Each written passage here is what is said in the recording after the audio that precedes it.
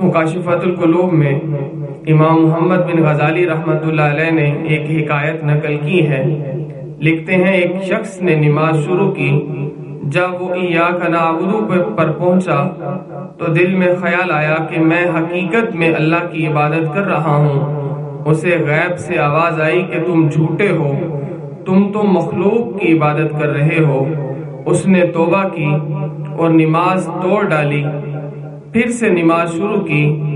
پھر جب ایاک نعبد پر پہنچا تو آواز آئی تم جھوٹ کہہ رہے ہو، تم اپنے مال کی عبادت کر رہے ہو۔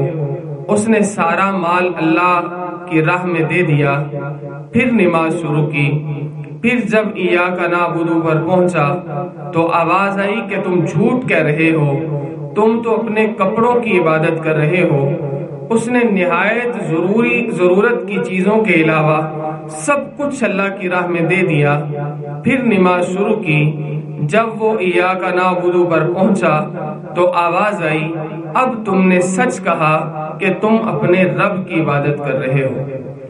اللہ تعالی ہمیں ٹھیک طرح سے اللہ کی عبادت کرنے کی توفیق عطا فرمائے، اور جو غفلت ہے اللہ اس سے ہمیں محفوظ فرمائے، کیونکہ غفلت پشیمانی بڑھاتی ہے، غفلت نعمت کو زائل کرتی ہے اور خدمت سے روکتی ہے، غفلت حسد کو بڑھاتی ہے اور غفلت ملامت اور شرمندگی پیدا کرتی ہے۔